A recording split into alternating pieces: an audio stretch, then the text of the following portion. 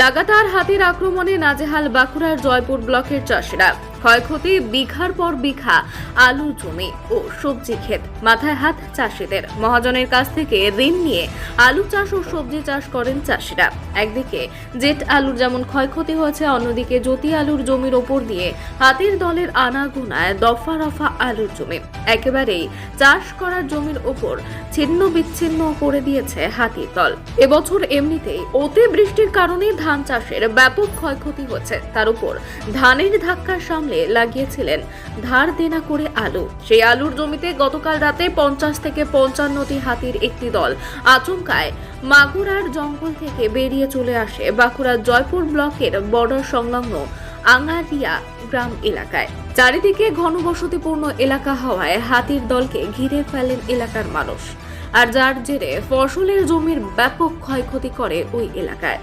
একাধিক কৃষক ফসল হারিয়ে মহাজনদের দেনা শোধ করবে কিভাবে চিন্তায় ঘুম ছুটেছে কৃষকদের। তাই আমাদের ক্যামেরার সামনে বন দপ্তরের কাছে তারা আবেদন জানান। অনেক চাষি কি বলেছেন, এলাকার একাধিক কৃষক কি বলেছেন, শোনাবো আপনাদের।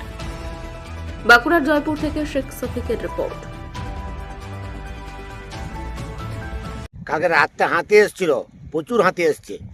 ঠিকমতো আমরা লোকের যারা কাছে ছিল তারা বলছে, কেউ বলছে 30টা, কেউ বলছে 35টা। আমরা রাতে তো ঘুমোচ্ছিলাম, জানতে পারিনি। সকালবেলা উঠে দেখছি এক বছর ট্রাক্টর চালানো, সেই জেসিবি চালানো করে দিয়েছে। এমন অবস্থা করে দিয়েছে, পুরো মেরে একদম মানে হওয়া ফসলটাকে যা করে দিয়েছে, মানে ওগুলো যে কী করা যাবে কিছু মানে ভাবা যায়। লাগালে এবার ধরুন, এবারে এগুলোর সঙ্গে ওগুলো আর হবে, ওগুলোকে ঢাকা দিয়ে দেবে। একটা প্রায় ধরুন বইতল থেকে জঙ্গল থেকে বেরিয়েছে, প্রায় ধরুন 1.5 কিলোমিটার এক কথায়। পুরো আমাদের ছালতাড়া জঙ্গলটা বাদ দিলেও 1.5 কিলোমিটার এক কথায় আঙারি আমারটাই হবে। টোটাল ওই 30-35টা হাতি একভাবে সেই মানে কী বলবো ট্রাক্টর চালানোর মতো করে মই দিয়ে দিয়ে চলে গেছে। গোটা একবারে যে ওই ছোটো আঙারিয়া জঙ্গলে উঠেছে, ছোটো আঙারিয়া জঙ্গল থেকে বর্তমান জঙ্গলে আছে আপনারা আমাদের আঙারিয়া জঙ্গল দিয়ে আছে। অনেকেই দেখতে যাচ্ছে, আমি যদিও যাইনি। তা তো আমাদের তো তাছাড়া উপায় কী আছে, আমাদের রাস্তা কী আছে বলুন?